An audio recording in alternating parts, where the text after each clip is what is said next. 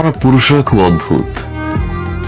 পুরুষরা কখনো সফল হতে চায় বাবা মায়ের জন্য,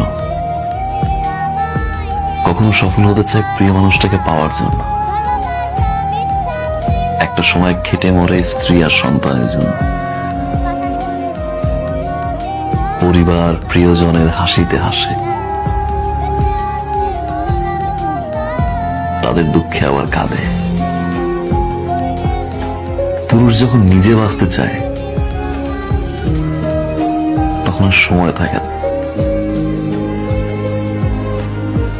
আমরা পুরুষরা বাঁচি অন্যের জন্য।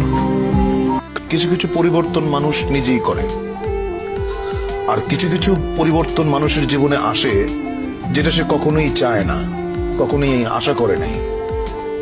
এরকম অনেক জিনিস ঘটে, সেটা আমার জীবনে বহুবার ঘটেছে। আমি যেটা করতে চেয়েছি সেটা করতে পারিনি।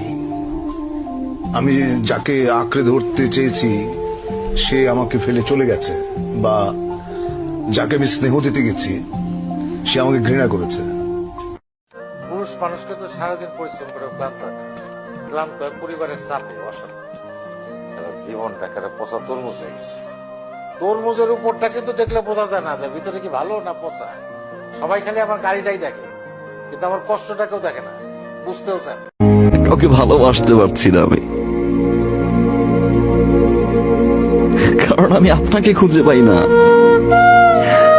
আমি সেই মানুষটাকে খুঁজে পাই না যে মানুষটাকে আমি ভালোবাসি। আমি সেই মানুষটাকে খুঁজে পাই না যে মানুষটা 24টা ঘন্টা আমার খেয়াল রাখতো।